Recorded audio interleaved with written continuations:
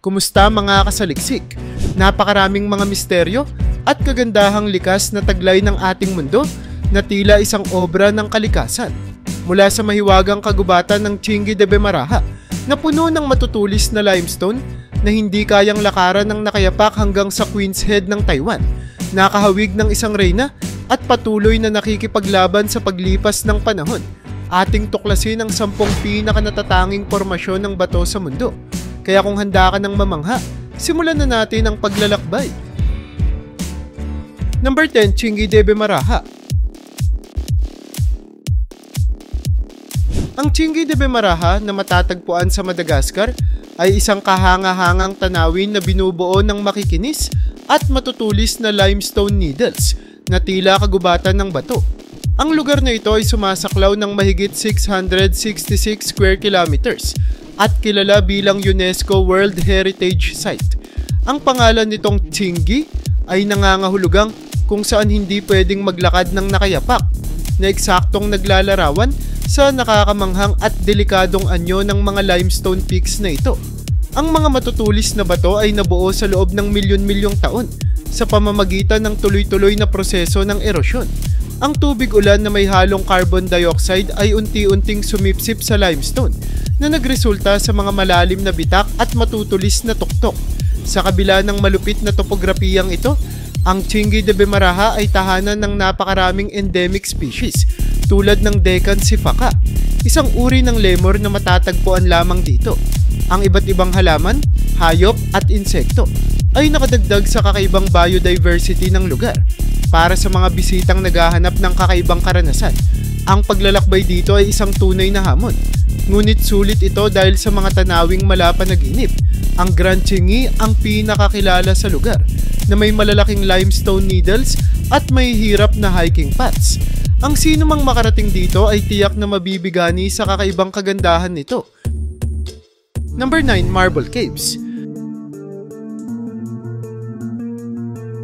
Sa malayong rehiyon ng Patagonia, matatagpuan ang Marble Caves, na kilala rin bilang Cuevas de Marmol, na isa sa mga pinakakakaibang tanawin sa buong mundo. Ang mga yunggib na ito ay matatagpuan sa ibabaw ng General Carrera Lake, ang pangalawang pinakamalaking freshwater lake sa South America. Binubuo ng solidong marmol. Ang mga yunggib ay hugis at kulay asul-berde dahil sa erosyon mula sa tubig na mayaman sa mineral. Mahigit 6,000 taon ang ginugol ng kalikasan upang mabuo ang intricate na disenyo ng mga yunggib. Ang interplay ng liwanag at tubig sa loob ng mga ito ay lumilikha ng isang nakakamanghang tanawin na parang isang obra ng sining. 3 pangunahing bahagi ng Marble Caves ang kinagigiliwan ng mga bisita: ang Marble Cathedral, Marble Chapel, at Marble Cave. Sa Marble Cathedral, makikita ang matatayog na haligi at arko na tila isang natural na basilika. Sa panahon ng tagsibol at maagang tag-init, ang pinakamatingkad na kulay ng yunggib ay lumilitaw dahil sa mataas na antas ng tubig na nagbibigay daan para sa mga bangka na makapasok sa mas malalim na bahagi. Bagamat ang pagpunta dito ay nangangailangan ng mahabang paglalakbay mula sa Puerto Rio Tranquilo, ang nakamamanghang tanawin ay sulit sa bawat hakbang. Ang Marble Caves ay patuloy na nagbibigay ng inspirasyon sa mga photographer, explorer, at nature lovers mula sa iba't ibang bahagi ng mundo. Number 8, Devil's Tower. Ang Devil's Tower, na matatagpuan sa Wyoming, USA, ay isa sa pinakakilalang geological formation sa mundo. Ang malamonolitong batong ito ay may taas na 867 feet mula sa basin nito at kilala dahil sa kakaibang hexagonal columns na bumabalot dito. Nabuo ito mahigit 50 million years ago mula sa aktibidad ng bulkan. Ang natunaw na bato ay umakyat mula sa ilalim ng lupa, ngunit nag-cool at tumigas bago ito tuluyang lumabas sa ibabaw. Sa paglipas ng milyon-milyong taon, unti-unting nawala ang mas malalambot na bato sa paligid nito dahil sa erosyon na nag-iwan ng matibay na mga haligi. Bukod sa geological significance nito, ang Devil's Tower ay may mahalagang papel din sa kultura ng mga Native American, partikular na ng mga tribong Lakota, Cheyenne at Crow. Ang kanilang mga alamat ay nagkukwento ng higanteng oso na kumamot sa bato dahilan ng pagkakaroon nito ng malalalim na patayong uka. Tinatawag din itong Bear Lodge o Bear's Teepee bilang simbolo ng kabanalan sa kanilang tradisyon. Ang lugar ay naging unang US National Monument noong 1906 sa pamamagitan ni President Theodore Roosevelt. Sa kasalukuyan, ito ay patok sa mga hikers, climbers, at nature enthusiasts dahil sa magagandang tanawin at kahalagahang pangkasaysayan nito. Number 7. Giant's Causeway.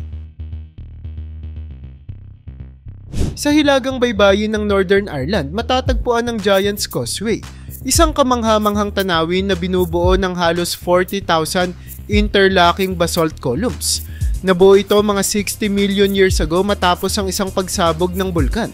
Ang natunaw na lava ay dumaloy papunta sa dagat, nag-cool at nag-crack habang lumiliit, kaya't nabuo ang kakaibang hugis ng mga haligi na may 4 hanggang 8 gilid.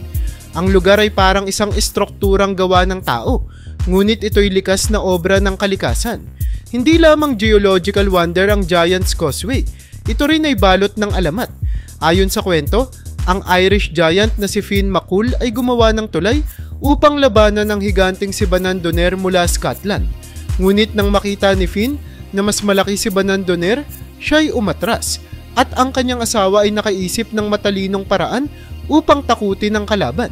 Ang alamat na ito ay nagdaragdag ng kakaibang kwento sa lugar, kaya't ito ay naging popular sa mga turista. Maliban sa mga haligi, ang lugar ay tahanan ng mga halaman at hayop na umaangkop sa maalat na kapaligiran, kaya't isa rin itong paraiso para sa mga nature lovers at wildlife enthusiasts. Number 6. Wave Rock. Ang Wave Rock sa Western Australia ay isang natatanging pormasyong bato, nakakahawig ng isang napakalaking alon sa dagat na tila biglang tumigil bago ito bumagsak. May taas itong 15 meters at haba na umaabot ng 110 meters. Nabuo ito mahigit 2.7 billion years ago mula sa prosesong tinatawag na flared slope weathering, kung saan ang mas malalambot na bahagi ng bato ay unti-unting naubos dahil sa erosyon mula sa ulan at hangin. Ang natitirang matitigas na layer ay nagbigay ng iconic na wave-like structure nito.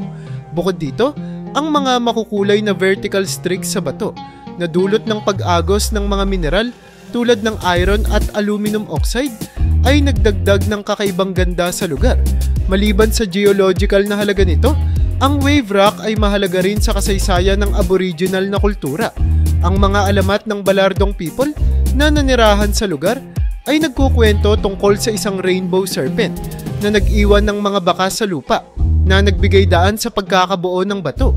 Ang mga bisita ay maaari ring pumunta sa kalapit ng mga atraksyon tulad ng Hipposion, isang pormasyon ng bato na parang humihikab na hippopotamus, at ang Wave Rock Wildlife Park, kung saan maaaring makita ang iba't ibang hayop sa rehiyon. Ang Wave Rock ay hindi lamang isang geological wonder, kundi isa ring puok na puno ng kasaysayan at kultura. Number 5. Árbol de Piedra. Sa gitna ng malawak na disyerto ng Siloli sa Bolivia, matatagpuan ang Árbol de Piedra, isang iconic na rock formation na kahawig ng isang stunted tree. Ang formasyon na ito ay may taas na 23 feet at binubuo ng sandstone at quartz. Ang kakaibang hugis nito ay resulta ng matagal na erosyon dulot ng malalakas na hangin na nagdala ng buhangin at maliliit na partikulo. Ang erosyon ay nagkonsentra sa base ng formasyon, kaya't ito ay naging makitid habang ang tuktok ay nanatiling malapad. Sa kabila ng tila babagsak na anyo nito, ang Árbol de Piedra ay nananatiling matatag sa loob ng libu-libong taon.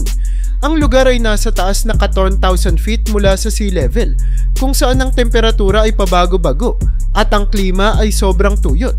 Ang Siloli Desert, bahagi ng Altiplano Plateau, ay tanyag din sa malalawak nitong tanawin na may mga kulay rosas, pula at dilaw na lupa, na kontrapunto ng mga bundok na natatakpan ng yelo. Malapit dito ang Salar de Uyuni, ang pinakamalaking salt flat sa buong mundo, kaya't ang mga turista ay karaniwang dinarayo ang parehong lugar. Ang Árbol de Piedra ay patunay sa kapangyarihan ng kalikasan sa paglikha ng mga obra maestra mula sa simpleng bato. Number 4. Manpupuner Rock Formations. Ang Manpupuner Rock Formations, kilala rin bilang Seven Strongmen, ay matatagpuan sa malalayong bahagi ng Komi Republic sa Russia. Ang mga granite pillars na ito ay may taas na mula 30 hanggang 42 meters at binuo mahigit 200 million years ago. Nabuo ang mga ito mula sa sedimentary rocks na dumanas ng matinding presyon at init dahil sa tectonic activity. Sa paglipas ng panahon, ang mas malalambot na bato sa paligid ay na-erode, na nag-iwan ng matitibay na haligi ng granite na nakatayong tila mga bantay sa malawak na Ural Mountains. Ang Manpupuner ay isang lugar na mayaman din sa alamat.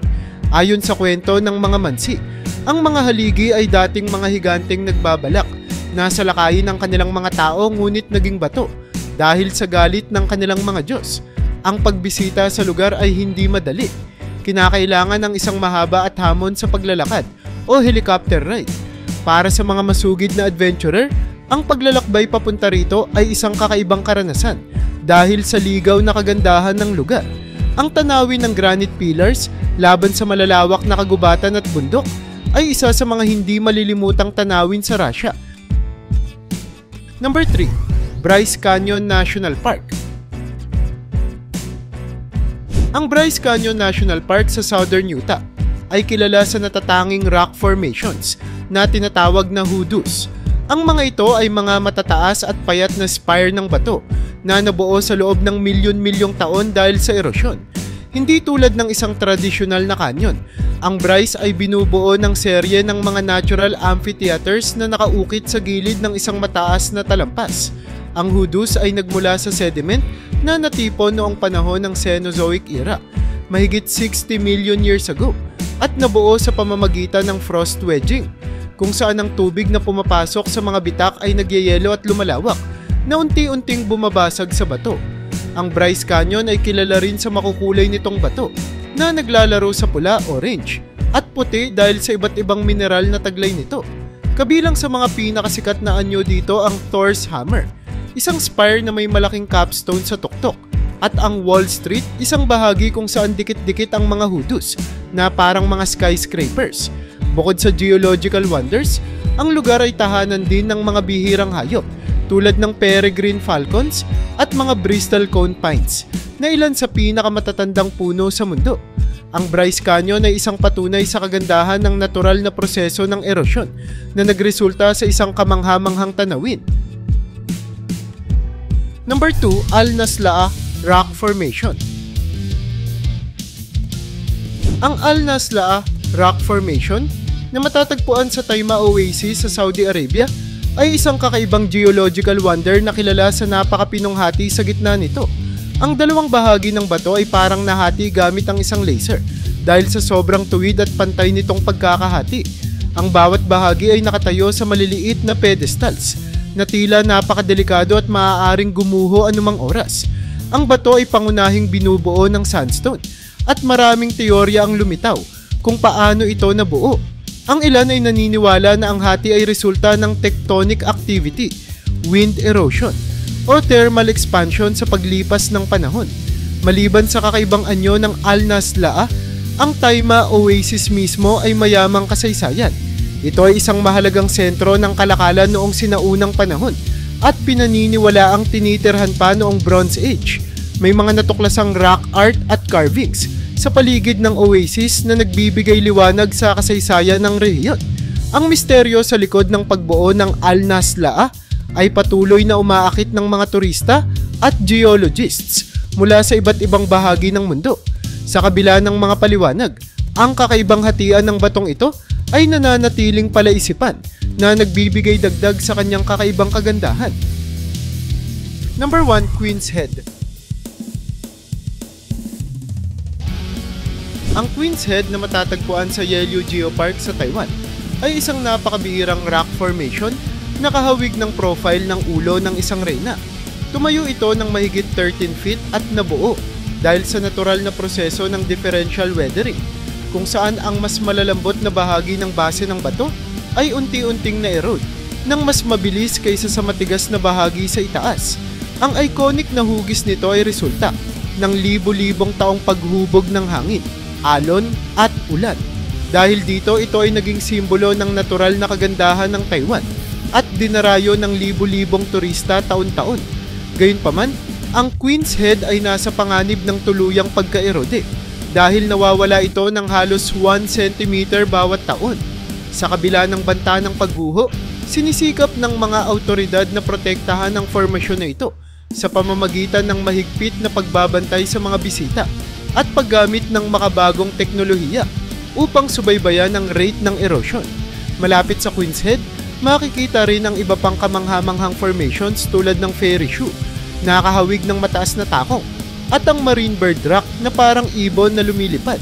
Ang Yehliu Geopark ay tunay na isang lugar na puno ng hiwaga at likas na sining ng kalikasan.